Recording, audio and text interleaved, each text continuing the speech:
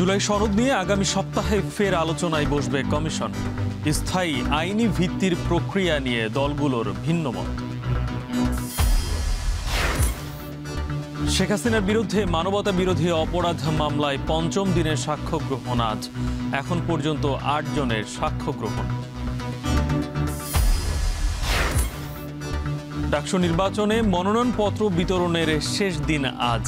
Panel ঘোষণা দেবে ছাত্রদল, ছাত্র শিবির সহ বিভিন্ন সংগঠন। চট্টগ্রামের সিটি গেট এলাকায় পিকআপ ও কাভার্ড ভ্যানের সংঘর্ষে প্রাণ গেল ৫ জনের, আহত ৪ জন হাসপাতালে। এবং সিলেটের পাথর লুটে পর্যটক কমেছে ৭০%। সুস্পষ্ট নীতিমালা সহ কার্যকর পদক্ষেপ চান পর্যটন ব্যবসায়ীরা।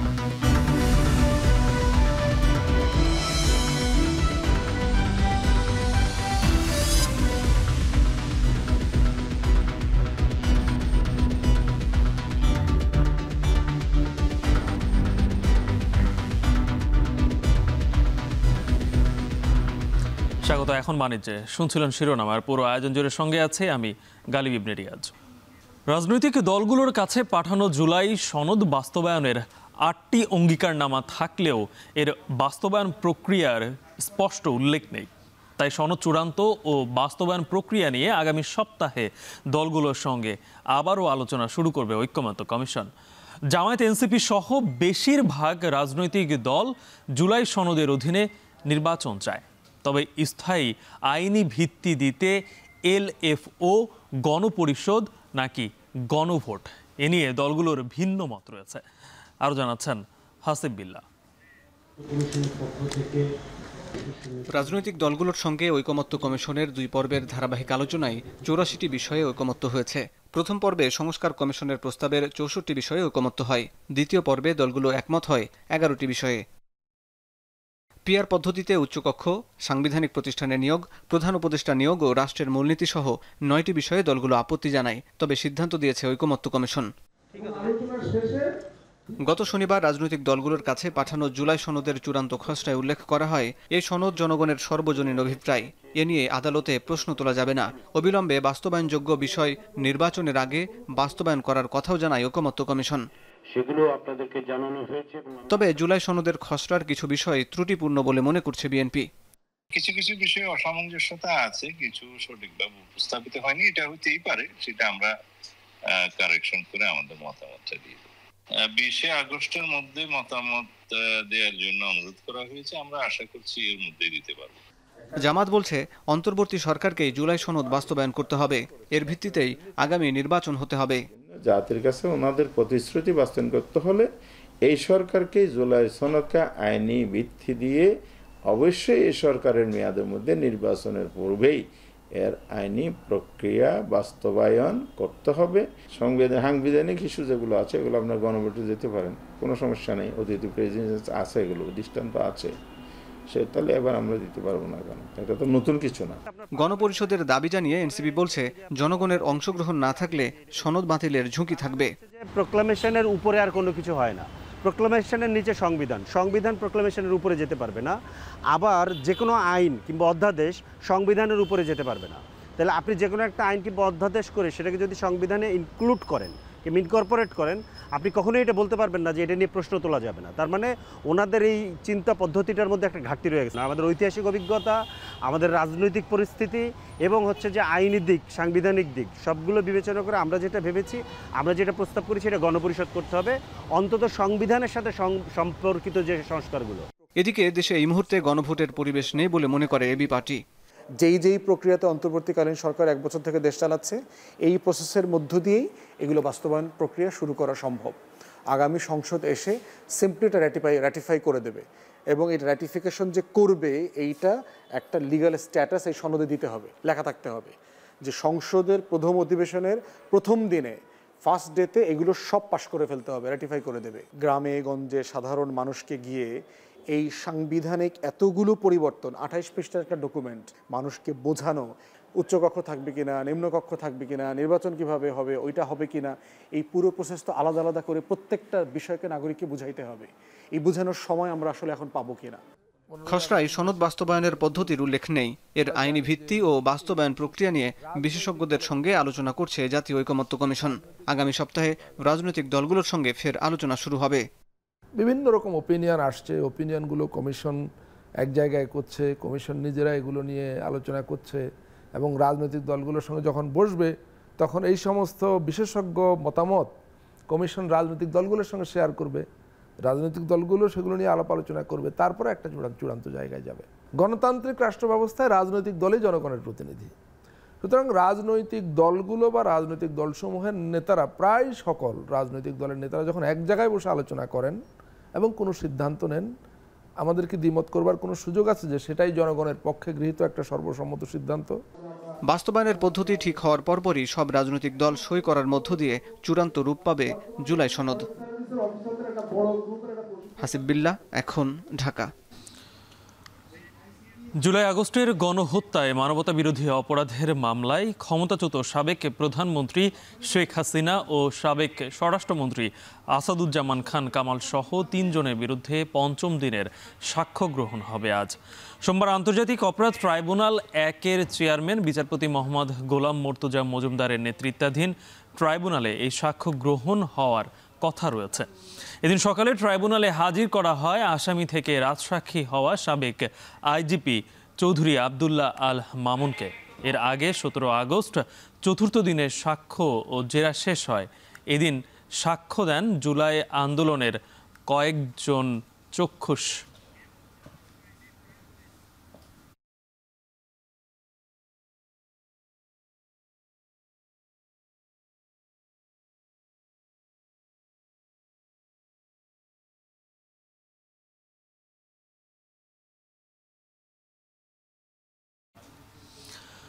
চট্টগ্রামের সিটিগেট এলাকায় পিকআপ ও কাভার্ড ভ্যান সংঘর্ষে নিহত হয়েছেন ৫ জন, আর এ ঘটনায় আহত হয়েছেন আরও ৪ জন। মরদেহ হাসপাতালে নিতেই তৈরি হয় শোকাবহ পরিবেশ। স্বজনদের আহাজারিতে ভারী হয়ে উঠেছে পুরো হাসপাতাল এলাকা। পুলিশের ধারণা, দুর্ঘটনার কারণ চালকের ঘুমের ঘরে থাকা। বিস্তারিত প্রতিবেদনে। দুমড়ে মুচড়ে যাওয়া পিকআপ ভ্যানটি দেখলে দুর্ঘটনার ভয়াবহতা কিছুটা আঁচ করা যায়। সামনের অংশ একেবারেই বিধ্বস্ত। এখানে বসে থাকা চালক, হেলপার ও এক যাত্রী ঘটনাস্থলেই প্রাণ হারান।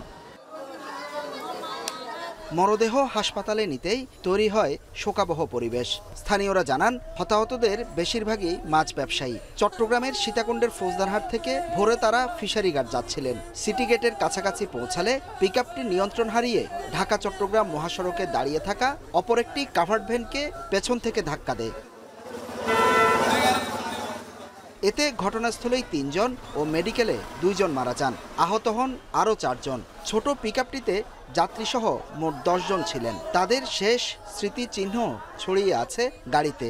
নিয়ন্ত্রণ হারিয়ে একটা দাঁড়ানো গাড়িকে এই মেঘনা গ্রুপের পাশে একটা কভার ভ্যানের সাথে সংঘর্ষ হয়েছে। গ্রাম সিএনজি যেগুলো আছে এগুলো যেখানে সেখানে ব্রেক করে দাঁড়িয়ে যায়, বড় গাড়িগুলোর ব্রেক নিয়ন্ত্রণ হারাই ফেলে, ওই কারণে দুর্ঘটনাটা ঘটে। সিএনজি যেখানে যেখানে দাঁড়িয়ে যায় ওরা কি আর ওভারটেক করতে যাইয়া এগুলা এই ঘটনা।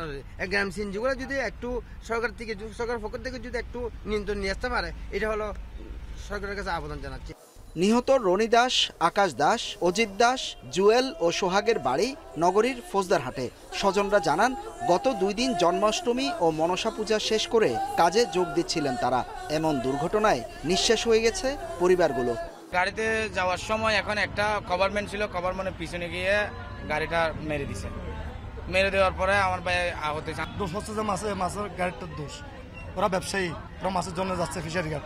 তখন ড্রাইভার ঘুমানো ছিল, ঘুমানো থাকা সত্ত্বে সোজা এনে কভার ব্যাংকের ভিতরে গলায় দিয়েছে গাড়িটা। পুলিশের ধারণা, দুর্ঘটনার কারণ চালকের ঘুমের ঘোরে থাকা। এছাড়া ঢাকা চট্টগ্রাম মহাসড়কে অবৈধ পার্কিং ও সিএনজি চলাচল করায় প্রায় ঘটে দুর্ঘটনা। কাভার্ড ভ্যানটার পাশে দাঁড়িয়ে ছিল রাস্তার পাশে, আর এই গাড়িটা দ্রুত এসে একদম কাভার্ড ভ্যানের পিছনে ঢুকে গেছে। তখন তো 5টা 10 তো, তখন ঘুমের ঘোরে বেশিরভাগ ড্রাইভার থাকে, সম্ভবত ঘুমের ঘোরের কারণে নিয়ন্ত্রণ হারিয়ে গেছে, আমি হয়তো বুঝতে পারি না। সুরতহাল ও আইনি প্রক্রিয়া শেষে মরদেহ স্বজনদের কাছে হস্তান্তর করা হয়। আহত 4 জন চিকিৎসা নিচ্ছেন চট্টগ্রাম মেডিকেল কলেজ হাসপাতালে। হুসাইন জিয়াদ, এখন, চট্টগ্রাম। এ নিয়ে আরও জানাতে চট্টগ্রাম মেডিকেল কলেজ থেকে যুক্ত হচ্ছেন হোসাইন জিয়াদ। জিয়াদ, এখন আহতদের কি অবস্থা দেখছেন? কেউ কি আশঙ্কাজনক অবস্থায় আছেন?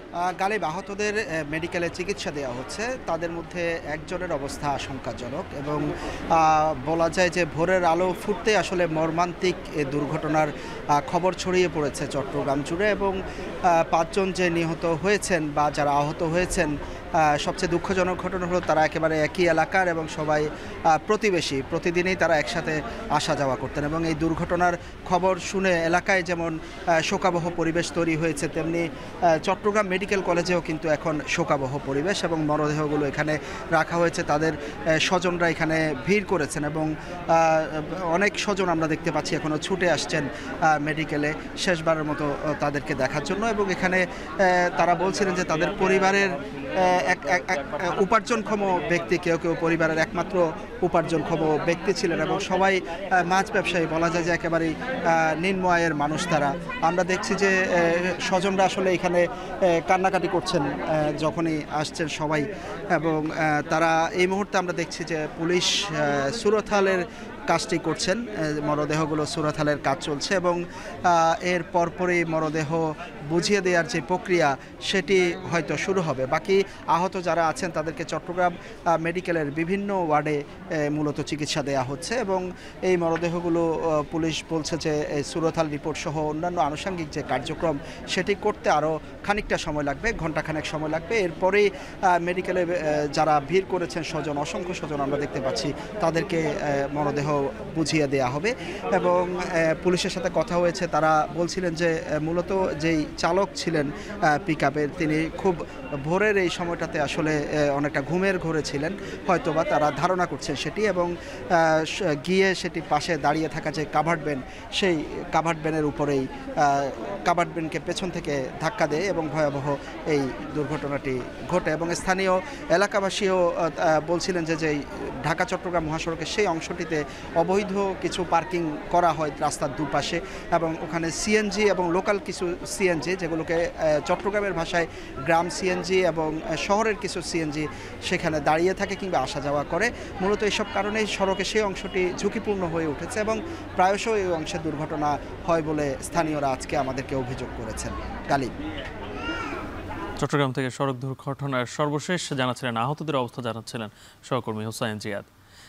এদিকে চাঁপাইনবাবগঞ্জে তেলবাহী ট্রেনের 5টি বগি লাইনচ্যুত হওয়ার 13 ঘন্টা পর স্বাভাবিক হলো রাজশাহী রহনপুর রুটে ট্রেন চলাচল।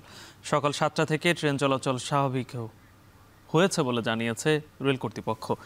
ঈশ্বরদী থেকে উদ্ধারকারী ট্রেন এসে প্রায় 5 ঘন্টা চেষ্টার পর ট্রেন চলাচল স্বাভাবিক হয়। এর আগে রোববার সন্ধ্যা 6টার দিকে চাঁপাইনবাবগঞ্জের আমনুরা স্টেশন এলাকায় তেলবাহী ট্রেনের 5টি বগি লাইনচ্যুত হয়।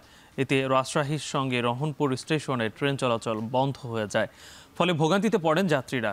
পথে আটকে যায় 2টি ট্রেন।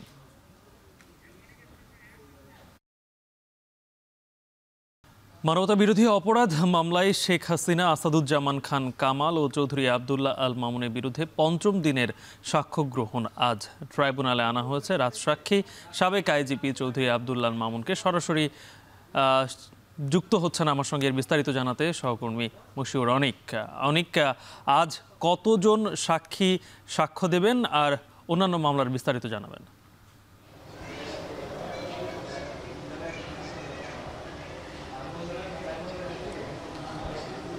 গালিব, আপনাকে প্রথমে জানিয়ে রাখতে চাই, মানবতা বিরোধী অপরাধের যে মামলার কথা আপনি বলছিলেন, সেই মামলার বিস্তারিত তথ্য উপাত্ত কিন্তু আমাদের কাছে এসেছে অনেক আগেই, কিন্তু তারপরে যে প্রক্রিয়া সে প্রক্রিয়া কিন্তু চলমান হয়েছে। পরবর্তীতে চূড়ান্ত প্রতিবেদন জমা দেওয়া, তদন্ত প্রতিবেদন সেটা পর্যালোচনা করা, দুই পক্ষের বিস্তারিত আলোচনার পরে কিন্তু সাক্ষ্য গ্রহণের যে পর্যায়, সেই পর্যায়ে এখন বর্তমানে মামলাটি কিন্তু অবস্থান করছে।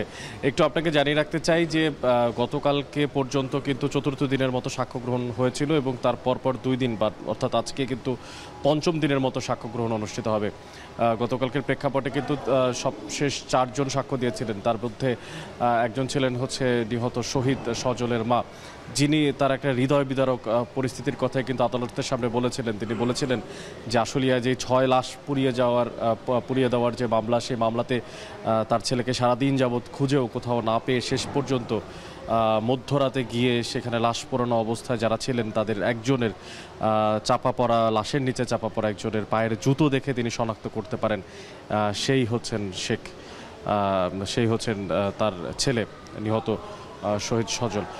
তো আসলে এই যে প্রেক্ষাপট, হৃদয় বিতরক প্রেক্ষাপট, তাই কিন্তু সাক্ষীরা আসছেন আদালতের সামনে, তারা বলছেন। এবং পাশাপাশি এই একই ঘটনা শুধু যে শহীদ সজলের মায়ের সঙ্গে ঘটেছে তাও কিন্তু নয়, শহীদ পরিবারের বেশিরভাগের সদস্যদের কিন্তু একই ধরনের প্রায় আশেপাশে অভিজ্ঞতা।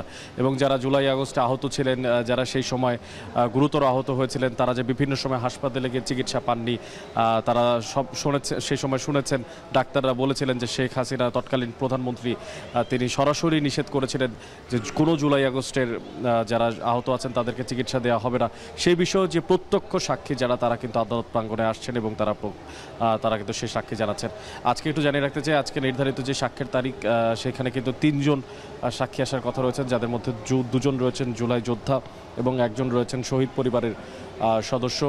যদি বলি যে তাদের 3 জনের প্রেক্ষাপট যতটুকু জানতে পেরেছি, 2 জন যে ছাত্রের কথা বলছি, 2 জন ছাত্রের, একজন বরিশালের এবং আরেকজন ঢাকার, যারা হচ্ছে আন্দোলনে গিয়েছিলেন এবং তাদের উপরে কিন্তু গুলিবর্ষণ হয় এবং পরবর্তীতে তারা কিন্তু তাদের জীবন মৃত্যুর যখন সন্ধিক্ষণে ছিলেন সেই সময় আইসিইউর ভেতরে গিয়েও তাদের চিকিৎসা দিতে নিষেধ করা হয়, এমন কিন্তু কিছু তথ্য আমরা পাচ্ছি।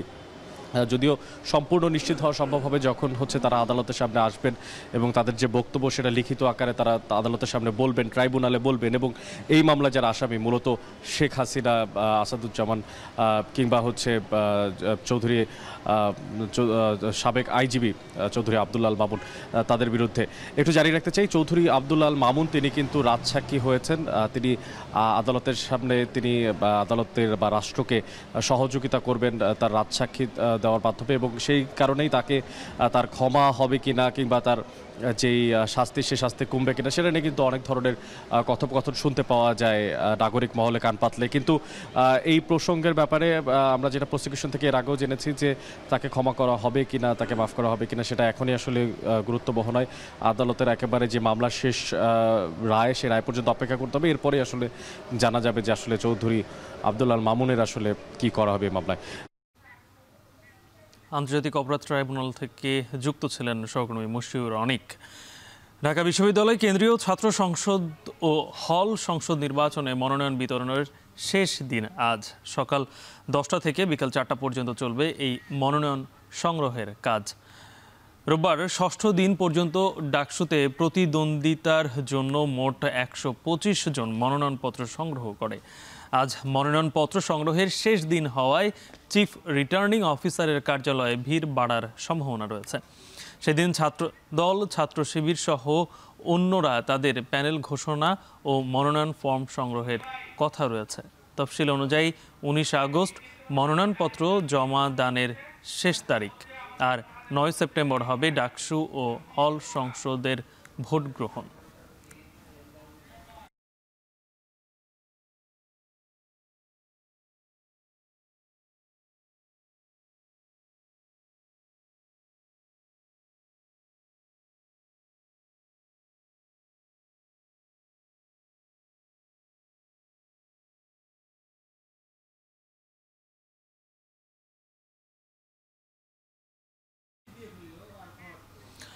রাজশাহী বিশ্ববিদ্যালয়ে বৈষম্য দূরীকরণ ও প্রাতিষ্ঠানিক সুবিধা বাস্তবায়নের দাবিতে কর্মবিরতি অবস্থান ধর্মঘট করছেন শিক্ষক, কর্মকর্তা ও কর্মচারীরা। বন্ধ আছে সব বিভাগের ক্লাস ও প্রশাসনিক কার্যক্রম। বিশ্ববিদ্যালয়ের প্রশাসনিক ভবন থেকে এনে বিস্তারিত জানাতে যুক্ত হচ্ছেন সহকর্মী মারুফ হাসান।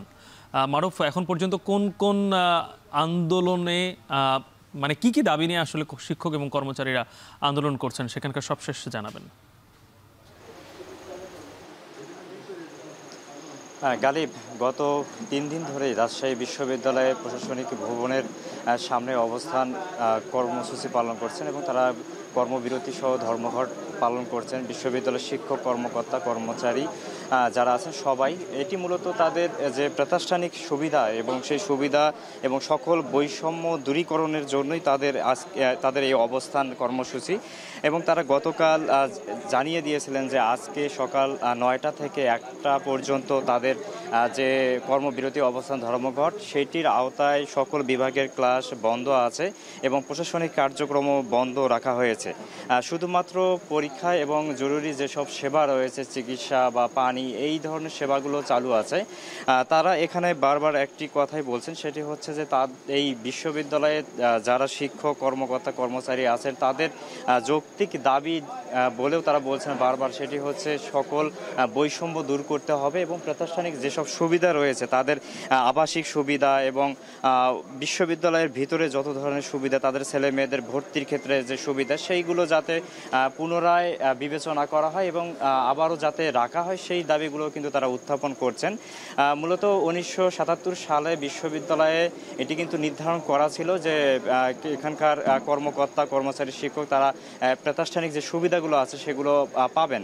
তবে এই বছরের জানুয়ারি মাসের 2 তারিখে এখানে বিশ্ববিদ্যালয় প্রশাসনের পক্ষ থেকে যখন নিষেধাজ্ঞা দেওয়া হয় এবং পরবর্তীতে শিক্ষার্থীদের দাবির মুখে এই ধরনের প্রাতিষ্ঠানিক সুবিধাগুলো কিন্তু বন্ধ করে দেওয়া হয়।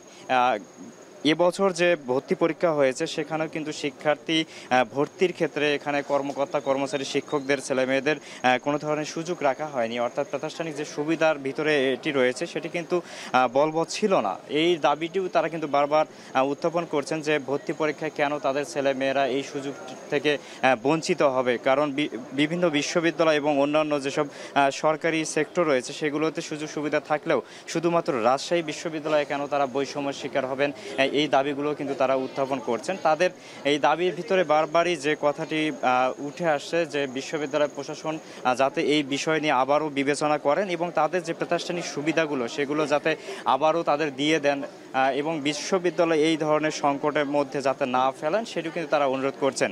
এবং আমরা জানতে পেরেছি আগামীকাল তারা পূর্ণ দিবস কর্মবিরতি এবং তাদের অবস্থান ধর্মঘট পালন করবেন। সেখানে কোনো ধরনের পরীক্ষা ক্লাস চলবে না এবং একাডেমিক কার্যক্রম সব কিছু বন্ধ থাকবে। প্রশাসনিক কার্যক্রম বন্ধ থাকার কারণে এখানে বিভিন্ন শিক্ষার্থী যারা বাইরে থেকে সার্টিফিকেট তোলার জন্য আসছেন তাদের এক ধরনের ভোগান্তির মধ্যে পড়তে হচ্ছে। পাশাপাশি গতকাল কিন্তু স্নাতক প্রথম বর্ষের ভর্তির যে প্রথম ক্লাস শুরু হয়েছে তারা কিন্তু আজকে ক্লাসে ফিরতে পারছে না, এই ধরনের একটা সমস্যার সম্মুখীনও কিন্তু তারা হচ্ছে। এখানে আমরা যারা আন্দোলনকারী রয়েছেন এবং অবস্থান ধর্মঘট পালন করছেন তাদের সঙ্গে আমরা কথা বলেছি। তারা বরাবরই বলছেন যে তাদের এই দাবিটি যৌক্তিক দাবি এবং বিশ্ববিদ্যালয় প্রশাসনের সঙ্গেও তারা কথা বলার চেষ্টা করছেন।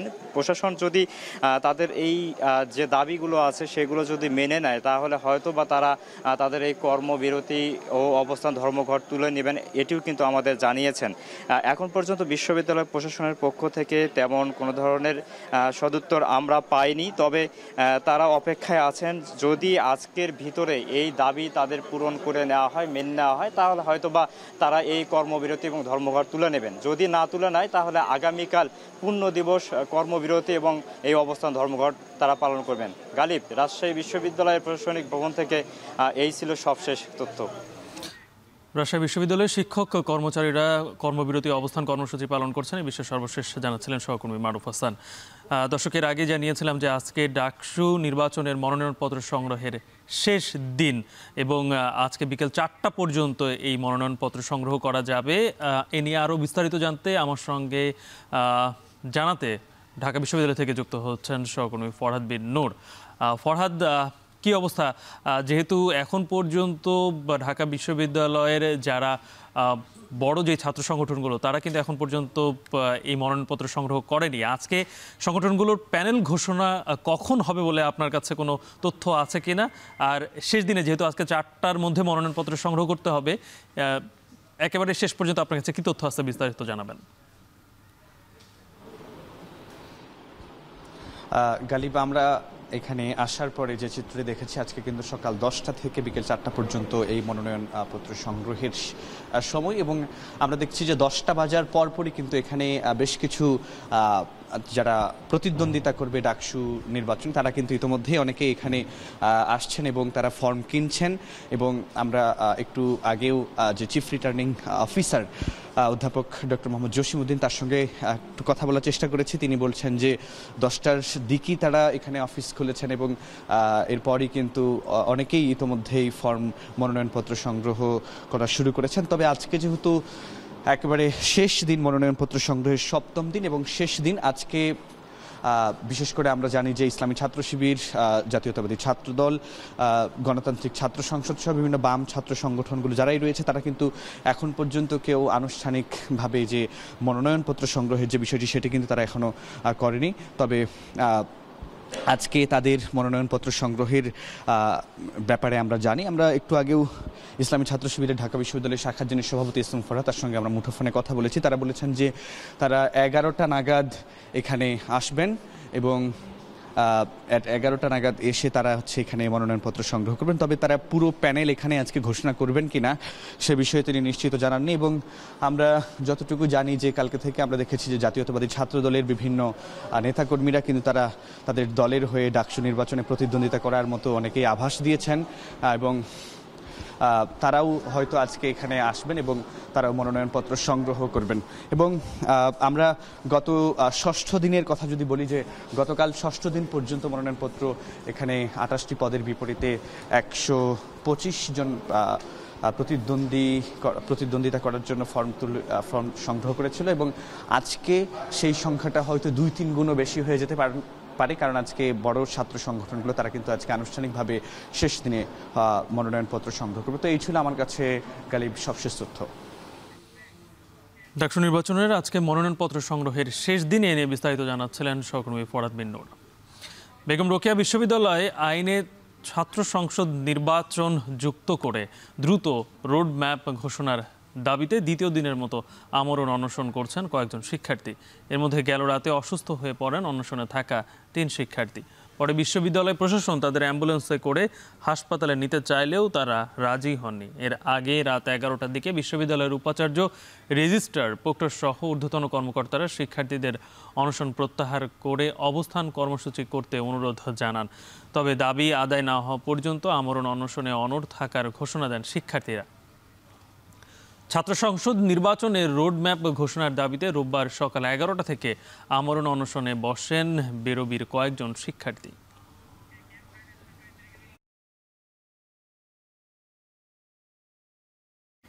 রোহিঙ্গা ক্যাম্পের চাকরিত শিক্ষকদের পুনর্বহালের দাবিতে কক্সবাজার টেকনাফ মহাসড়ক অবরোধ করেছেন শিক্ষকরা। এই মুহূর্তে সেখানে আছেন সহকর্মী মনতোষ বেদজ্ঞ, সরাসরি যুক্ত হচ্ছে। মনতোষ, শিক্ষকদের চাকরিচ্যুত করার কারণ কি, এখন তারা কি দাবি করছেন? গালিব, মূলত তহবিল সংকটের কারণে এই শিক্ষকদের চাকরিচ্যুত করা হয়েছে। গত জুন মাসে মূলত তাদের যে চাকুরির মেয়াদ সেটি শেষ হয়েছে বলে চাকুরিদাতা যে সংস্থা ইউনিসেফ তারা জানিয়েছে। এবং এরপর থেকেই মূলত আমরা দেখেছি যে কক্সবাজারে আন্দোলন হয়েছে এবং এই আন্দোলনের প্রেক্ষিতে আসলে বিভিন্ন সময় তাদেরকে আশ্বাসও দেওয়া হয়েছে তারা শিগগির হয়তো তাদেরকে এই ধরনের তহবিল সংকট যদি কেটে যায় সেক্ষেত্রে চাকরিতে পুনর্বহাল করা হতে পারে, এই ধরনের আশ্বাসও তারা পেয়েছিলেন। এবং এর প্রেক্ষিতে কিন্তু আমরা দেখেছি কিছুদিন তারা এই আন্দোলনকে স্থগিত রেখেছেন। তবে আবারও আজকে থেকে গত 4 দিন ধরে আসলে তারা নানা কর্মসূচি পালন করে আসছিলেন এবং আজকে সকাল 7টা থেকে কক্সবাজার টেকনাফ যে মহাসড়কটি রয়েছে এই সড়কটি আবার কক্সবাজার চট্টগ্রাম মহাসড়কের সাথেও যুক্ত হয়েছে এবং টেকনাফের উখিয়া উপজেলার যে কোটবাজার এলাকা এই অংশটিতে মহাসড়ক তারা অবরোধ করেছেন সকাল 7টা থেকে। এখন আমরা দেখছি যে শিক্ষকদের অনেকেই এখানে সড়কে অবস্থান নিয়েছেন এবং বসছেন, অনেকে যে প্রতিবাদী কথা সেগুলো তারা বলছেন এবং তাদের চাকুরিতে পুনর্বহালের যে দাবি সেটি তারা জানাচ্ছেন। এবং এই যে সড়ক অবরোধ একটি পরিস্থিতি তৈরি হয়েছে, আমরা দেখছি রাস্তার দুপাশে কিন্তু শত শত যানবাহন এখানে অপেক্ষা করছে এবং তারা কিন্তু এখানে দীর্ঘ একটি যানজট এখানে তৈরি হয়েছে পুরো সড়ক জুড়ে। কয়েক কিলোমিটার অংশে আমরা দেখছি যে শত শত যানবাহনের লাইন এবং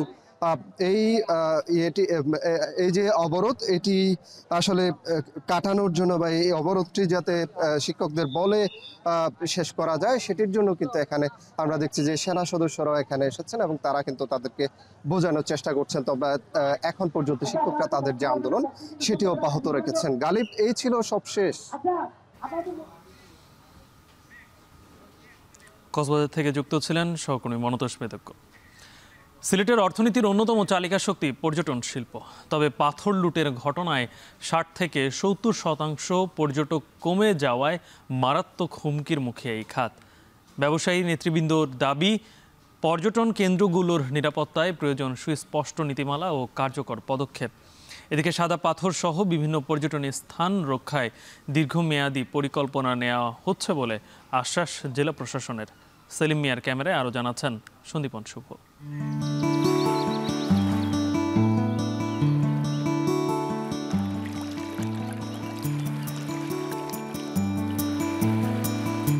ভোলাগঞ্জের সাদা পাথর, নীল আকাশের নিচে স্বচ্ছ জলরাশি আর পাহাড়ের অপূর্ব মিতালি দেখতে কিছুদিন আগেও পর্যটকের ঢল নামতো সিলেটে। তবে পাথর লুটের ঘটনায় এখানকার জনপ্রিয় পর্যটন কেন্দ্রগুলোতে এখন শুধুই শুনশান নীরবতা। শুধু ভোলাগঞ্জের সাদা পাথরই নয়, একই চিত্র জাফলং, রাংপানি সহ সিলেটের বেশিরভাগ পর্যটন কেন্দ্রে। তাই অন্যান্য দিনের মতোই ছুটির দিনেও নেই মানুষের কোলাহল। যারা আসছেন তারাও হতাশ বর্তমান পরিস্থিতি নিয়ে। পাথর এবং এই ভারতে যে পাহাড় এবং স্বচ্ছ জল এগুলোই দেখতে আসি। এগুলো কমে গেলে তার পর্যটক আসবে না, কেনই বা আসবে? মানুষ 3 ভাগের 1 ভাগও আজকে আসে নাই, সেই হিসাবে কিন্তু আমাদের ক্ষতি, ব্যবসায়েরও ক্ষতি। পরবর্তীতে যাতে এরকম কোনো লুটপাট না হয়, এইভাবে এটার জন্য যাতে প্রশাসন কঠোরভাবে ব্যবস্থা নেয়। স্থানীয় ব্যবসায়ীরা বলছেন, পাথর লুটের ঘটনায় কর্মহীন হয়ে পরিবার নিয়ে মানবেতর জীবনযাপন করছেন তারা। ক্ষতি তো প্রচুর, এখন তো দেখা যায় পুঁজি ভাঙ্গিয়া খাওয়া লাগে, পেট চলেন না, তো বালা কিছু খাইতে পারলাম না, ইলাখানে চললাম, এখন কিতা করব। এখন বর্তমানে যে পর্যটক আর বেচা কিনি অথবা যারা নৌকা চালা, যারা গাইডগিরি করে, যারা ক্যামেরাম্যান, তারা কারোর কোনো রুজি রোজগার নাই। এমন বাস্তবতায় নেতিবাচক প্রভাব পড়েছে হোটেল, মোটেল, পরিবহন সহ পর্যটন সংশ্লিষ্ট নানা ব্যবসায়। পর্যটক কমে যাওয়ায় কয়েকশো কোটি টাকা লোকসানের মুখে পড়তে পারে বলেও আশঙ্কা তাদের। একটা ধারাবাহিক ফ্লো ছিল যে প্রতি মাসেই মনে করেন প্রতিদিনই গেস্ট আসছিল। এটা আপনার উইকেন্ড বা শুধু না, প্রতিদিনই দেখা যাচ্ছে গেস্ট ফ্লো ছিল সিলেটে। কিন্তু এই ঘটনার পর থেকে হঠাৎ করে আপনার স্থিমিত হয়ে গেছে সব কিছু। ক্ষতির পরিমাণটা এতই বিশাল, এইগুলো আসলে ক্যালকুলেশন করে এইভাবে বলা খুবই কঠিন। যারা বিভিন্ন খাবারের ব্যবসা করতেছে বা বিভিন্ন ধরনের পশুরা সাজিয়ে বসতেছে, তাদের কথা চিন্তা করেন, এইগুলোর সাথে আপনি ট্রান্সপোর্ট রিলেটেডগুলো চিন্তা করেন, সবাই আমরা ক্ষতির সম্মুখীন, নট অনলি হোটেল। এদিকে ব্যবসায়ী নেতৃবৃন্দ বলছেন, জেলার পর্যটন খাত নিয়ে দ্রুত মহাপরিকল্পনা নেওয়া না হলে এ শিল্প অচিরেই ধ্বংসের মুখে পড়ার আশঙ্কা করছেন তারা। তবে জেলা প্রশাসন বলছে, সাদা পাথর সহ সিলেটের সব পর্যটন কেন্দ্র রক্ষায় মহাপরিকল্পনা নেওয়া হবে। ৬০০ কোটি টাকার ক্ষতি হয়েছে বিভিন্নভাবে, রেস্টুরেন্টগুলোর ক্ষতি হয়েছে। সরকার বা দায়িত্বশীল ব্যক্তিবর্গ অতি সত্বর এই ব্যাপারে একটা কঠিন সিদ্ধান্ত গ্রহণ করে পর্যটকের মনোবল মজবুত করা বা শক্তি যোগানোর ব্যাপারে সহায়ক ভূমিকা রাখবেন বলে আমি মনে করি। 5 দফা আমাদের একটা কর্ম পরিকল্পনা ঘোষণা করেছি। আমরা এটা যদি বাস্তবায়ন করতে পারি সফলভাবে, এবং একই সাথে আমরা স্থায়ী একটা পরিকল্পনাও নেব যে এটা স্থায়ীভাবে কীভাবে নিরসন করা যায়, সেই বিষয়ে আমরা কাজ করে যাচ্ছি। আশা করি যে অচিরেই এটা স্থায়ীভাবে সমাধান হবে। স্থানীয়রা বলছেন, সিলেটের ব্যবসা বাণিজ্যের মূল স্তম্ভ পর্যটন শিল্প। তাই এটি রক্ষায় কেবল আশ্বাসী নয়, বরং প্রয়োজন কার্যকর পদক্ষেপ। সন্দীপন শুভ, এখন সিলেট। ভারত থেকে পেঁয়াজ আমদানি শুরু হওয়ায় চট্টগ্রামে কমেছে পেঁয়াজের দাম। 3 দিনের ব্যবধানে প্রতি কেজি পেঁয়াজের দাম কমেছে 8 থেকে 10 টাকা। এদিকে পেঁয়াজের আমদানিতে হিলিতেও কমেছে পেঁয়াজের দাম। এনে বিস্তারিত জানাতে খাতুনগঞ্জ থেকে কাজী মাহফুজ ও হিলি স্থলবন্দর থেকে যুক্ত হয়েছেন সহকর্মী সোহেল রানা। শুরুতেই মাহফুজ, আপনার কাছ থেকে জানতে চাই, পেঁয়াজের দাম আরও কমার সম্ভাবনা আছে কিনা? গালিব, আপনি শুরুতে যেমনটি বলছিলেন, ভারত থেকে পেঁয়াজ আমদানি, একই সাথে কিছু পেঁয়াজ কিন্তু বাজারে এসেছে, তার প্রভাবটি আমরা দেখতে পাচ্ছি খাতুনগঞ্জের বাজারে এসে পড়েছে। 3 দিনের ব্যবধানে খাতুনগঞ্জের বাজারে আমরা দেখতে পাচ্ছি কেজিতে 8 থেকে 10 টাকা পর্যন্ত পেঁয়াজের দাম কমেছে। এবং এখানে যারা আমদানিকারক আছেন, ব্যাপারী আছেন, তারা বলছেন যে আমদানি ফ্লোটা যদি আরও বাড়ানো যায় সেক্ষেত্রে হয়তো সামনে আরও দাম কমে আসতে পারে। আপনাকে বলে রাখি যে আসলে এতদিন কিন্তু দেশের বাজারে দেশীয় পেঁয়াজের রাজত্বটাই ছিল, কিন্তু এখন দেশীয় পেঁয়াজের মৌসুম অর্থাৎ যেটি মজুদ সেটি একেবারে শেষ পর্যায়ে হওয়াতে আমরা দেখেছি এই চলতি মাসের শুরুতেই পেঁয়াজের দাম পাইকারিতে 85 টাকা পর্যন্ত গিয়ে ঠেকেছিল। সেই জায়গাতে ধাপে ধাপে আমরা দেখতে পাচ্ছি এখন 65 টাকাতে এসেছে, অর্থাৎ এই 15-20 দিনের ব্যবধানে খাতুনগঞ্জের বাজারে পেঁয়াজের দাম 20 টাকা পর্যন্ত কমেছে। এবং এখানে যারা ব্যবসায়ী আছেন তারা বলছেন যে রাখি ব্যাপারীরাই মূলত বাজারে এক ধরনের কৃত্রিম সংকট তৈরি করেই দাম বাড়িয়ে দিয়েছিল। যেহেতু পেঁয়াজ আমদানি হচ্ছে এবং ইতিমধ্যেই খাতুনগঞ্জের বাজারেও কিন্তু আজকে 1 ট্রাক পেঁয়াজ এসেছে, যার কারণে দাম কমতে শুরু করেছে এবং সামনে 2-1 দিনের মধ্যে পেঁয়াজের সরবরাহ আরও বাড়বে খাতুনগঞ্জের বাজারে বলছেন এখানকার ব্যবসায়ীরা। এমন অবস্থায় তারা বলছেন যে দাম আরও কমে আসবে 2-1 দিনের মধ্যে। তো এই ছিল আমার কাছে চট্টগ্রামের খাতুনগঞ্জ থেকে পেঁয়াজ আমদানির খবরে দাম কমার সবশেষ তথ্য। হিলি স্থলবন্দরে আছেন সহকর্মী সোহেল রানা। সোহেল, প্রতিদিন হিলি স্থলবন্দর দিয়ে কি পরিমাণে পেঁয়াজ আমদানি করা হচ্ছে, আর চাল আমদানি নিয়ে ব্যবসায়ীরা কি বলছেন?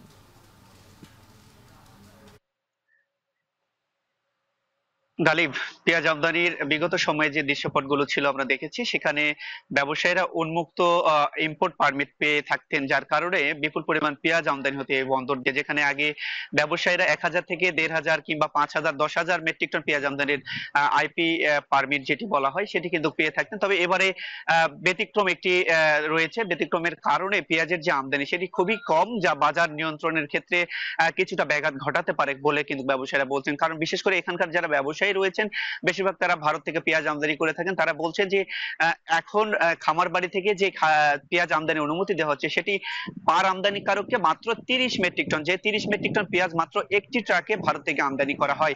এই 30 মেট্রিক টন একজন আমদানিকারক আমদানির অনুমতি পাচ্ছেন এবং এই 30 মেট্রিক টন আমদানি করবার পর সেটি বাজারজাত করছেন। এতে করে ব্যবসায়ীরা যেটি বলছেন যে আমদানির যে পরিমাণ সেটি কিন্তু বেশি পরিমাণ হচ্ছে না। যেহেতু গতকালকে আমরা দেখেছি 5 জন আমদানিকারক 150 মেট্রিক টনের একটি আমদানি অনুমতি পেয়েছিলেন, তারা কিন্তু গতকালই কিন্তু 149 মেট্রিক টন পেঁয়াজ এই বন্দর দিয়ে আমদানি করেছেন। এবং এই আমদানিকৃত যে পেঁয়াজগুলো রয়েছে সেগুলো কিন্তু বন্দরে আসবার পর বন্দরে যারা ব্যবসায়ী রয়েছেন তারা কিন্তু বিভিন্নভাবে ব্যবসায়ীদের সাথে কথাবার্তা বলে বিক্রি করার চেষ্টা করেছিল। আমরা দেখেছি কালকে $410 এই পেঁয়াজগুলো শুল্কায়ন হয়েছে এবং বন্দরে সেই পেঁয়াজগুলো প্রায় 50 থেকে 65 টাকা কেজি প্রকার ভেদে বিক্রি হয়েছে। এতে করে দেশীয় পেঁয়াজের যে দাম সেখান থেকে কিছুটা হলেও কিন্তু কম রয়েছে, এটি কিন্তু ক্রেতাদের জন্য একটা স্বস্তির খবর। আমরা দেশি পেঁয়াজের দামেও দেখেছি যখনই আমদানিটা হতে শুরু করছে তখন দেশি যে পেঁয়াজ রয়েছে সেটি কিন্তু 75 থেকে কেজিতে 10 টাকা কমে সেটিও 65 টাকা কেজি ধরে বিক্রি হচ্ছে। এখন আমদানিকারকরা যেটি বলছেন যে আমদানির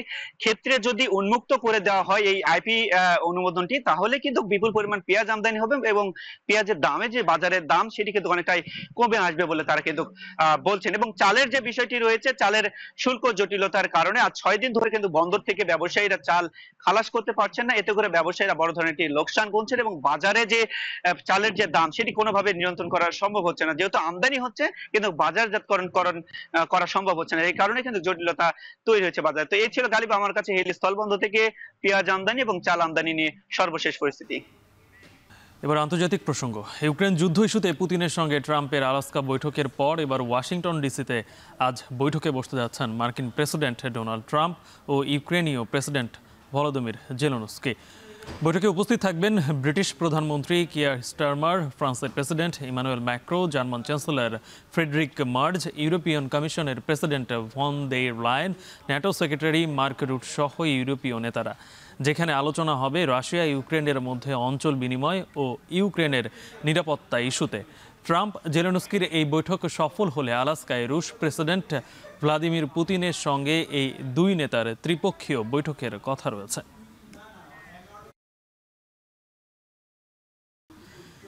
ইঞ্জিন বিকল হওয়ায় অস্ট্রেলিয়ার সিডনির গলফ মাঠে জরুরি অবতরণ করেছে একটি প্রশিক্ষণ বিমান। তবে ভাগ্যক্রমে বেঁচে যান বিমানে থাকা 2 পাইলট। জরুরি অবতরণের আগে বিমান থেকে বের হয়ে আসেন প্রশিক্ষক পাইলট ও একজন শিক্ষানবিশ পাইলট, যদিও দুজনই সামান্য আঘাত পেয়েছেন। ঘটনার প্রত্যক্ষদর্শীরা জানিয়েছেন প্রচণ্ড জোরে শব্দ শুনতে পান তারা। এরপরই বিমানটি বেশ শক্তি নিয়ে মাটিতে আছড়ে পড়ে।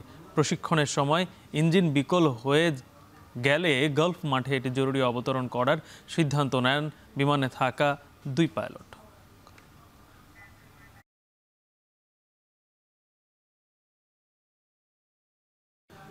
ভুটানে বসছে সাফ অনূর্ধ্ব-17 নারী চ্যাম্পিয়নশিপ। টুর্নামেন্টকে সামনে রেখে অনুশীলন সেরেছে বাংলাদেশ অনূর্ধ্ব-17 দল। 5 দিন আগেই ভুটানের মাঠ ও কন্ডিশনের সাথে নিজেদের মানিয়ে নিচ্ছে দামাল কন্যারা। লক্ষ্য এবার শিরোপা জয়। অনূর্ধ্ব-17 দলের প্রস্তুতি নিয়ে আরও জানাচ্ছেন ফরহান ইহসান। গেল কয়েক মাস ধরেই দেশের নারী ফুটবলে চলছে দারুণ ব্যস্ততা। একের পর এক টুর্নামেন্টে অংশ নিয়ে সাফল্যের ছাপ রেখে চলেছে লাল সবুজের মেয়েরা। এবার নতুন চ্যালেঞ্জ সাফ অনূর্ধ্ব-17 নারী চ্যাম্পিয়নশিপ। গত শুক্রবার ভুটানে পৌঁছেছে বাংলাদেশ অনূর্ধ্ব নারী 17 ফুটবল দল। শনিবার ও রবিবার থিম্পুর বাবেনা গ্রাউন্ডে অনুশীলনে ঘাম ঝরায় তারা। অপরিচিত আবহাওয়া ও মাঠের সাথে নিজেদের দ্রুত মানিয়ে নিচ্ছে কিশোরীরা। ভুটানে অনেক, আপনারা জানেন, অনেক এই স্টেমিনার অনেক সমস্যা হয়, বেদের অনেক সমস্যা হয়, যার কারণে এটার মিলাইতে গেলে আমাদের 2 দিন আসছে সময় আছে। ইভেন মাঠ, আমাদের ঢাকার মাঠ আর এইখানের মাঠ অনেক ডিফারেন্স, কারণ এইখানের মাঠগুলি খুব ফাস্ট থাকে এবং ওয়েদারও খুব হার্ড থাকে, যার কারণে একটু সময় লাগে। আল্লাহর মতে খেলার আগে আমাদের মেয়েরা ভালো করবে। টুর্নামেন্ট শুরুর 5 দিন আগেই ভুটান পৌঁছানোর কারণ একটাই, নতুন পরিবেশে নিজেদের মানিয়ে নেওয়া। 20 তারিখ প্রথম ম্যাচেই বাংলাদেশের প্রতিপক্ষ স্বাগতিক ভুটান। জয়ী প্রত্যাশা কোচের। আমাদের মেয়েরা আল্লাহর রহমতে খুব ভালো করতেছে, প্র্যাকটিসে ভালো করছে। আমাদের আগামী 20 তারিখ ভুটান দলের সাথে খেলা, আপনারা সবাই দোয়া করবেন আমরা যেন সুন্দরভাবে সুস্থভাবে জয় নিয়ে মাঠ থেকে আসতে পারি। আগামী 20 থেকে 31 আগস্ট ভুটানের থিম্পুর চাংমিলিথাং স্টেডিয়ামে হবে এই আসর। বাংলাদেশ, ভারত, নেপাল ও স্বাগতিক ভুটান, এই 4 দল খেলবে ডাবল রাউন্ড রবিন ফরম্যাটে। প্রতিটি দল একে অপরের বিপক্ষে 2 বার করে মুখোমুখি হবে। সর্বোচ্চ পয়েন্ট পাওয়া দলই হবে চ্যাম্পিয়ন। শেষবার সাফ অনূর্ধ্ব-17 নারী চ্যাম্পিয়নশিপ অনুষ্ঠিত হয়েছিল 2023 সালে ঢাকায়। সেবার শেষ পর্যন্ত পয়েন্টে এগিয়ে থাকায় শিরোপা জেতে অতিথি দল হিসেবে অংশগ্রহণ করা রাশিয়া। সেবার রানার্স আপ হয়েছিল টিম বাংলাদেশ। এবারের আসরে সরাসরি শিরোপায় চোখ দামাল কন্যাদের। ফরহান ইহসান, এখন বাণিজ্য শিরোনামগুলো আরও একবার। জুলাই সনদ নিয়ে আগামী সপ্তাহে ফের আলোচনায় বসবে কমিশন। স্থায়ী আইনি ভিত্তির প্রক্রিয়া নিয়ে দলগুলোর ভিন্ন মত। শেখ হাসিনার বিরুদ্ধে মানবতা বিরোধী অপরাধ মামলায় 5ম দিনের সাক্ষ্য গ্রহণ। ট্রাইব্যুনালে রাজসাক্ষী চৌধুরী মামুন। ডাকসু নির্বাচনে মনোনয়ন বিতরণের শেষ দিন। প্যানেল ঘোষণা দেবে ছাত্রদল, ছাত্র শিবির সহ বিভিন্ন সংগঠন।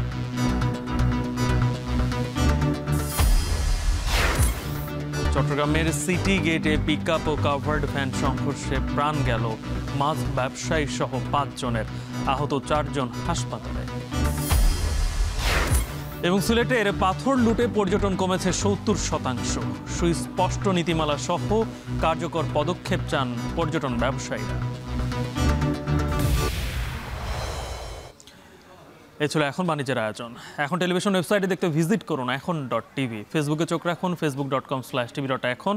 আর ইউটিউবে লাইভ দেখতে ভিজিট করুন youtube.com/c/এখন।